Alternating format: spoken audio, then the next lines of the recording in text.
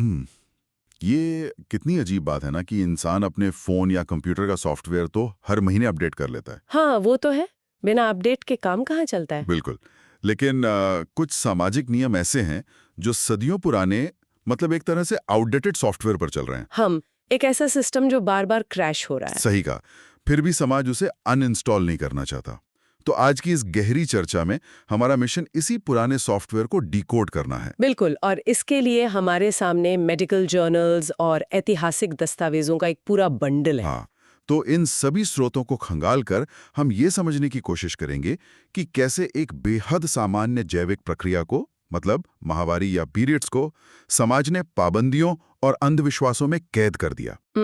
मुझे लगता है इस पूरी चर्चा की शुरुआत बायोलॉजी के एकदम बुनियादी सिद्धांत से होनी चाहिए। हाँ, विज्ञान क्या कहता है इस पर? अगर हम मेडिकल जर्नल्स पे नजर डालें तो विज्ञान बहुत सीधा है। हर महीने शरीर खुद को एक संभावित गर्भावस्था के लिए तैयार करता है। ठीक है। और जब ऐसा नहीं होता तो गर्भाशय अपनी अंदरूनी परत, जिसे एंड्रोमीट्रियम कहते हैं, उसे बाहर निकाल देता है। तो मतलब ये सिर्फ रक्त और ऊतकों का बाहर निकलना है? बिल्कुल। ये शुद्ध रूप से एक मैकेनिकल और हार्मोनल रीसेट बटन है। इसका आध्यात्मिकता या किसी अशुद्धता से? हाँ, अशुद्धता से कोई वैज्ञानिक संबंध नहीं है। और यही बात मुझे सबसे ज्यादा सोचने पर मजबूर करती है। मतलब अगर ये सिर्फ शरीर का एक रीसेट बटन है, तो फिर महिलाओं को रसोई से दूर रखने वाले नियम कहाँ से आ गए? ये बहुत दिलचस्प है। ऐतिहासिक दस्तावेजों का अध्ययन करने पर एक पैटर्न समझ आता है। अच्छा, कैसा पैटर्न? देखिए, पुराने जमाने में आज की तरह आधुनिक सैनिटरी पैड्स या मेंस्ट्रुअल कप्स तो होते नहीं थे। हाँ, वो तो है। साफ सफाई तो बहुत मुश्किल रही होगी। बिल्कुल। साफ सफाई एक बहुत बड़ी चुनौती थी।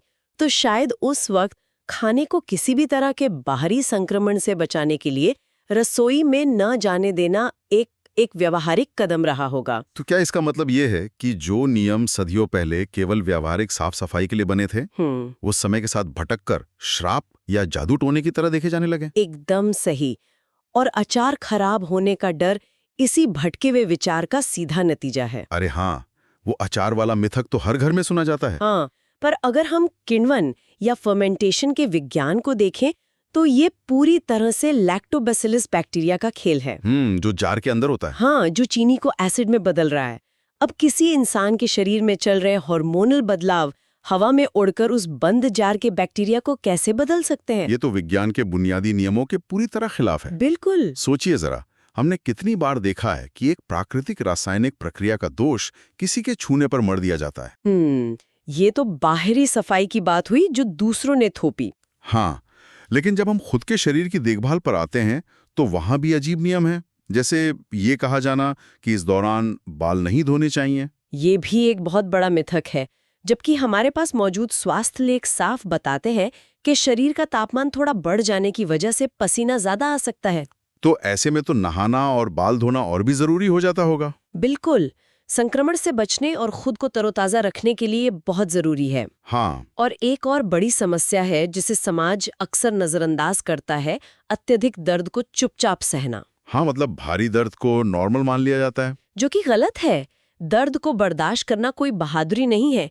ये पीसीओएस या एंडोमेट्रियोसिस जैसी किसी गंभीर समस्या का संकेत हो सकता है।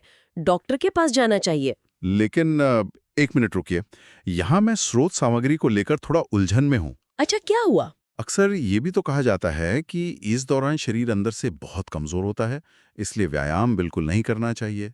क्या आराम ही एकमात्र उपाय नहीं है? ये एक जायज चिंता लगती है, लेकिन स्पोर्ट्स मेडिसिन इसे खारिज करती है। अच्छा, कैसे? देखिए, भारी थकान हो तो आराम करना चाहिए, ये सच है। लेकिन व्यायाम से पूरी तरह बचना कोई वैज्ञानिक सलाह नहीं है। तो हल्का व्यायाम कर सकते हैं? बिल्कुल।